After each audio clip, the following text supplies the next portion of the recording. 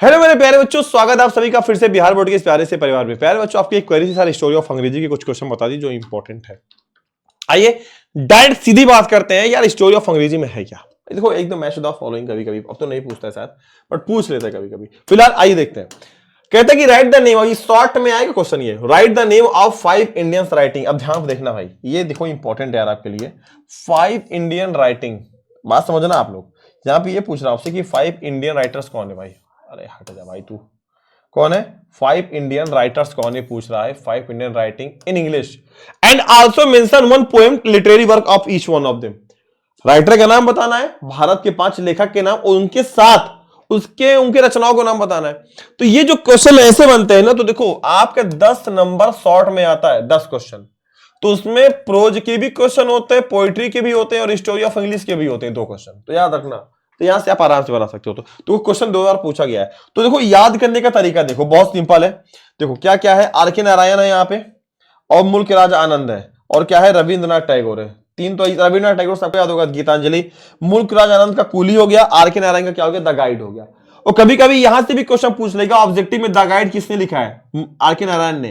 Coolie किसने लिखा है, मुल्क राज आनंद ने, या फिर मुल्क राज आनंद ने क्या लिखा, कूली लिखा है। गीतांजलि किसने लिखी है, रविंद्रनाथ टैगोर ने क्या लिखा, गीतांजलि लिखी है। ठीक है, ये तो हो गया हमारा। अगला है तोरुदत्त। तोरुदत्त ने क्या लिखा है, द लोटस, और सरोजनी नायडू इंडियन वीवर्स। ठीक है, तो ये 5 ऐसे लेखक थे इंडियन। ध्यान से देखना, इस वर्ड को ध्यान देना आप लोग।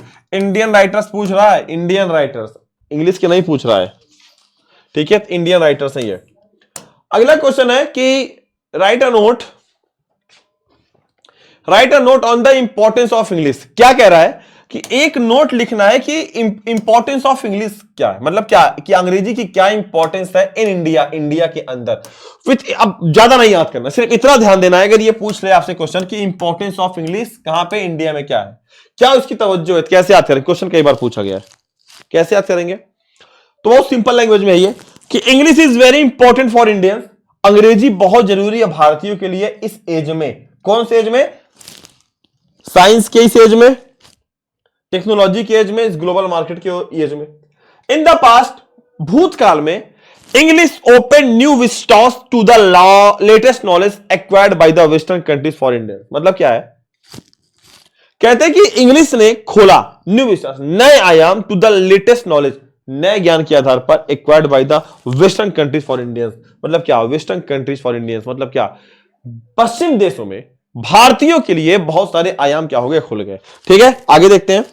आगे क्या है, it also played a remarkable role in providing a link language to Indian having different regional language. It also played, यह एक रोल निभाता है, एक रिमार्केबल रोल निभाता है प्रोवाइडिंग अ लिंक लैंग्वेज, एक लिंक लैंग्वेज के रूप में Indian having different regional language. Bharat के अंदर बहुत सारे डिफरेंट लैंग्वेज होने के बावजूद भी यह अपने अलग अलग क्या है, अपने अलग अलग भारत के अंदर भाषाओं के आधार पर भी एक लिंक लैंग्वेज का काम करता है। This language had its own role, इस लैंग्वेज का खुद का अपना रोल है इंडिया के फ्रीडम में। मतलब जब भारत लड़ रहा था आजादी के लिए, तो उसमें आजादी के लिए जो भारत में आजादी की जो लड़ाई थी, स्वतंत्रता को लेकर जो लड़ाई थी, उसमें भी इस अंग्रेजी ने बहुत बड़ा अपना रोल निभाया था। टुडे आज India as a developing country, Bharat एक विकासशील देश है, मतलब विकसित की तरफ बढ़ रहा है। Requires the learning of his language more, वह इस भाषा को लेकर बहुत सारी चीजों को सीख रहा है। A working knowledge of English is necessary for getting a job, इस भाषा का यूज नौकरी को पाने को लेकर प्राइवेट सेक्टर में बहुत जरूरी है। English is the language of computers and internet और कंप्यूटर की भाषा भी अंग्रेजी है। India can not become a developed country without the knowledge of English by her larger population. Bharat के अंदर एक अच्छी खासी जनसंख्या है, अगर इस अच्छी खासी जनसंख्या के आधार पर अगर आप विकसित देश की तरफ बढ़ना चाहते हो तो आपको अंग्रेजी आनी चाहिए। ठीक है, अगला क्वेश्चन देखते हैं। नेक्स्ट है कि राइट अ ब्रीफ नोट। देखो ब्रीफ नोट की बात हो रही है ग्लोबल इंग्लिश, ग्लोबल इंग्लिश के रूप में। किसके रूप में? ग्लोबल इंग्लिश के रूप में। कैसे?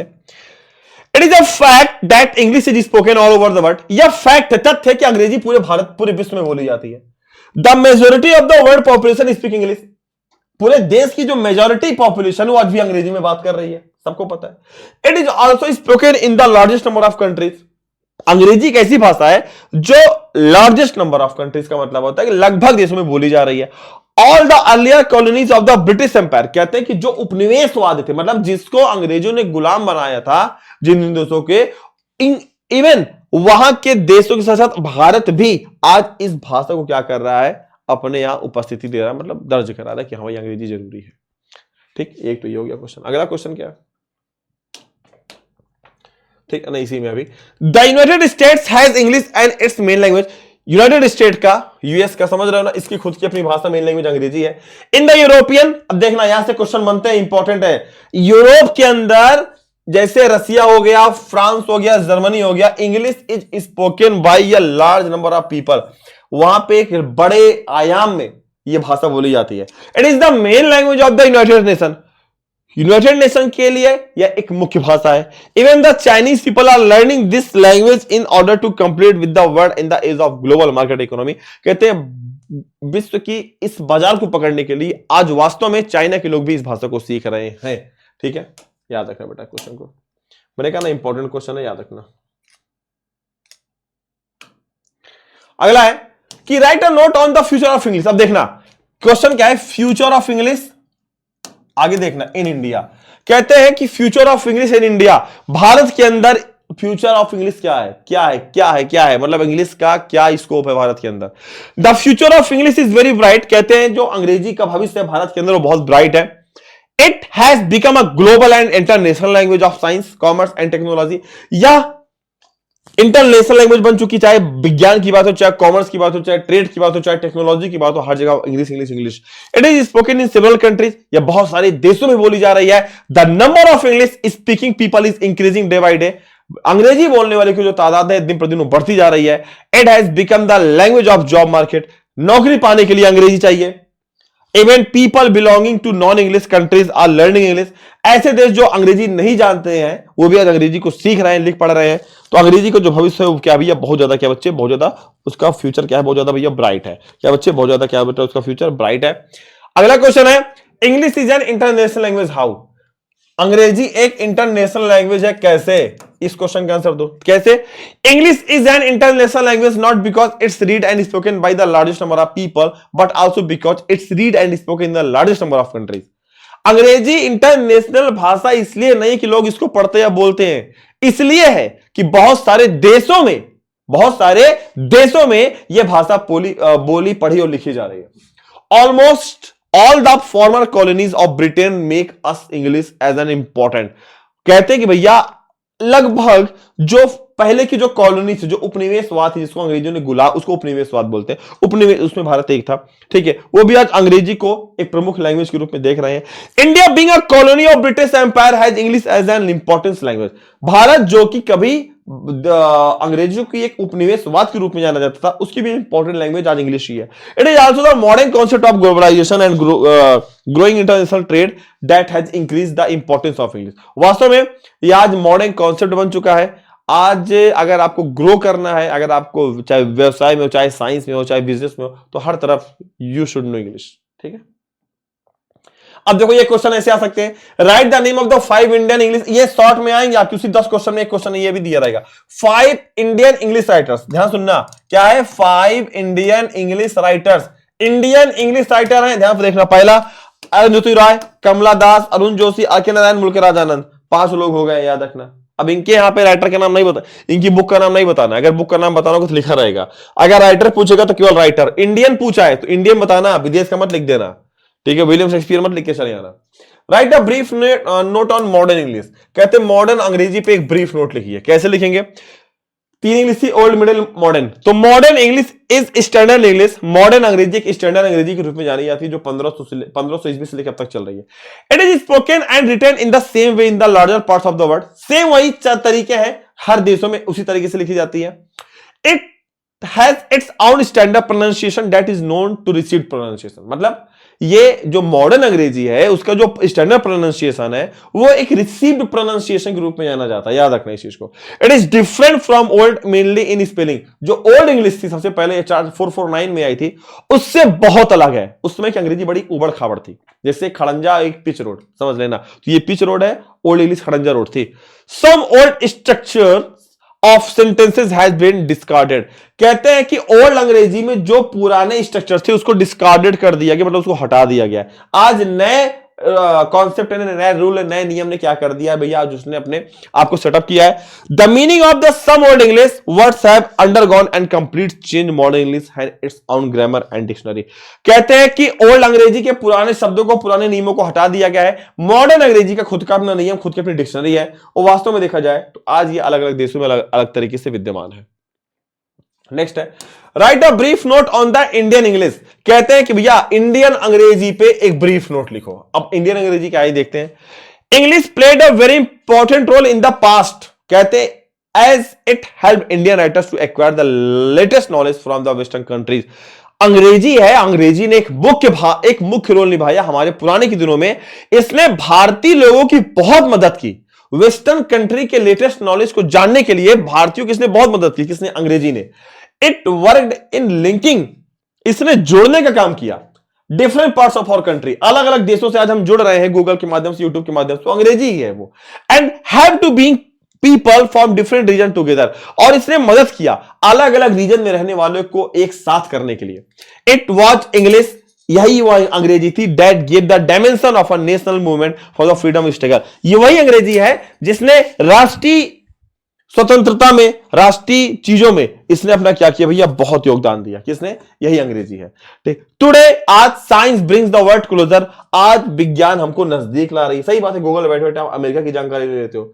दस इस प्रकार it is important for Indians to learn English in this age of globalisation. कहते हैं वैश्विकता के आज के इस क्षेत्र में आज हर एक भारतीय को अंग्रेजी सीखनी चाहिए। जैसे आज मैं अंग्रेजी का हिंदी बना के बता रहा हूं ना, सीख लोगे तुम्हारा ही काम आएगा बेटा। नेक्स्ट है, देखो, नेम एनी 3 इंडियन राइटर्स। देखना 3 पूछा है तो 3 तो बता ही सकते हो। नहीं याद है तो मनोहर मालवणकर, रविन्द्रनाथ टैगोर, सरोजिनी नायडू, आर.के. नारायण, बता सकते हो यार। ठीक है भाई। Write a short note on the English as a word language. ध्यान से देखना, एक शॉर्ट नोट देना है आपको अंग्रेजी का एज अ वर्ड लैंग्वेज के रूप में, कि इसको वर्ड लैंग्वेज के रूप में क्यों जानते हैं। It is fact that English, देखो इसका आंसर हमने आपको पिछले वाले में बता दिया। सेम वही, कभी कभी क्वेश्चन घुमा के पूछ लेगा, बट आंसर आपको वही करना है।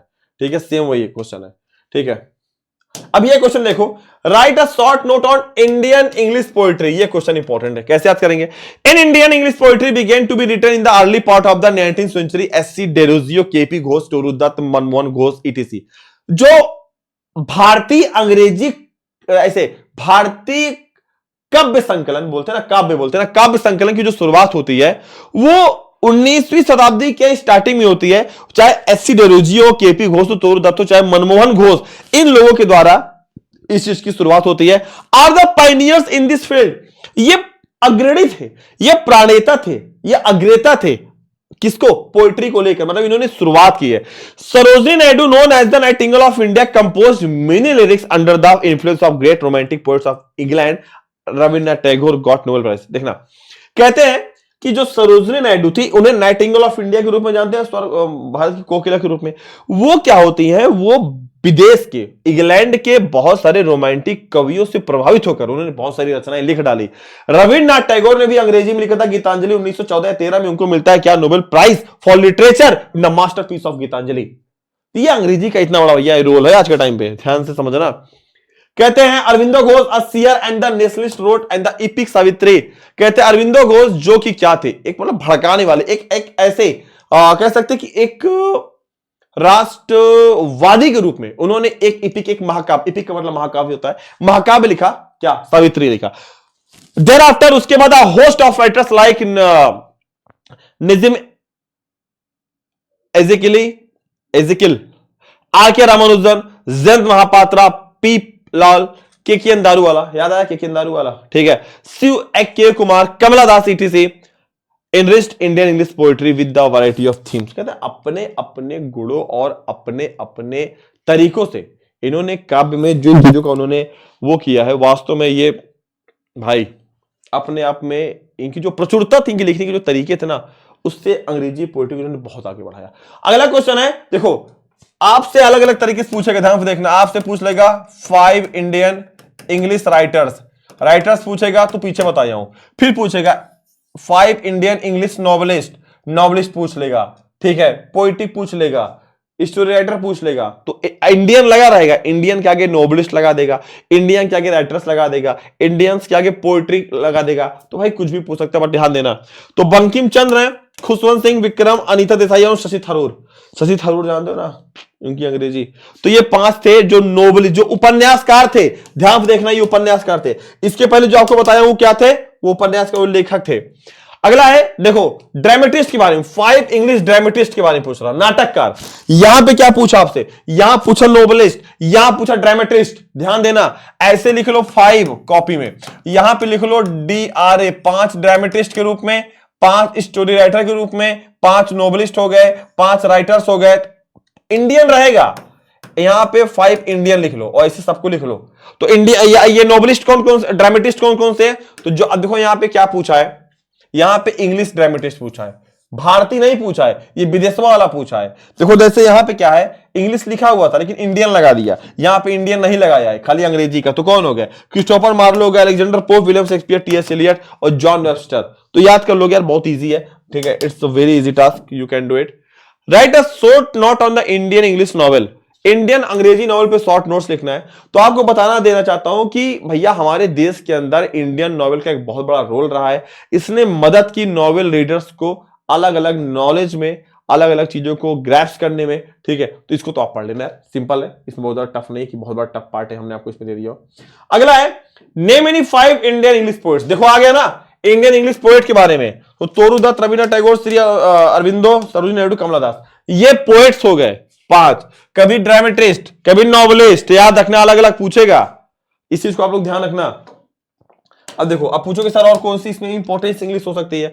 देखो जैसे कि अगर आपको नोट करना हो तो आप एक बार जरा मिडिल इंग्लिश को भी पढ़ लेना, एक बार आप जरा ना ओल्ड इंग्लिश, मॉडर्न तो पढ़ा दिया मैंने, एक बार ओल्ड इंग्लिश को भी देख लेना किस सन से किस सन तक हुई है। देखो मैं इसलिए कहता हूं ना कि पढ़ के सब जाओ, ये मत कहो सर यही आएगा, पढ़ के सब जाओ। एक रिसीव्ड प्रोनाउंसिएशन वाला था, RECEIVD, रिसीव्ड प्रोनाउंसिएशन वाला, ठीक है। तो आप इस सबको पढ़ लेना, ठीक है। और ये एक था 1476 में प्रेस का आविष्कार हुआ था। ये 4-5 क्वेश्चन ऐसे हैं आपके लिए, ठीक है। तो ये 4-5 क्वेश्चन आप इसको पढ़ भी लेना, जो मैंने पढ़ा है उसको पढ़ लेना, बाद में इसको ही देख लेना, ठीक। तो भैया अगर सेशन जैसा लगा हो तो एक बार सारे बच्चे कमेंट बॉक्स में क्या करेंगे, एक प्यारा सा कमेंट डाल देंगे, जैसा session was very amazing and शानदार। तो इसको कमेंट बॉक्स में कमेंट कर देना। अगर इस वीडियो पे 500 कमेंट आ गए, अगर 500 कमेंट आ गए तो अगली जो क्लास लगेगी, नेक्स्ट क्लास, ठीक है, नेक्स्ट क्लास जो हम लगाने वाले हैं, नेक्स्ट क्लास इस पे जो आएगी, और रिकॉर्डिंग ही दूंगा शानदार तरीके से, तो उस पे हम कुछ आपको दे देंगे स्टोरी ऑफ इंग्लिश के लगभग कम से कम 300 क्वेश्चन, कौन से, ऑब्जेक्टिव के, शानदार तरीके से। तो प्लीज गाइस जैसा लगा उससे तो प्लीज कमेंट करके जाना, हमें आपके कमेंट कराए थे यार। तब तक के लिए आप सभी को love you all, take care, स्वस्थ रहे, मस्त रहे, खुश रहे, और पढ़ाई लिखाई करते रहे शानदार जानदार तरीके से, क्योंकि सेशंस वेरी इंपॉर्टेंट है, एग्जाम नजदीक आ चुका है, और पढ़ाई अच्छे से करते रहिए, हम हैं आपके साथ। तब तक के लिए आप सभी को love you all, take care, bye bye.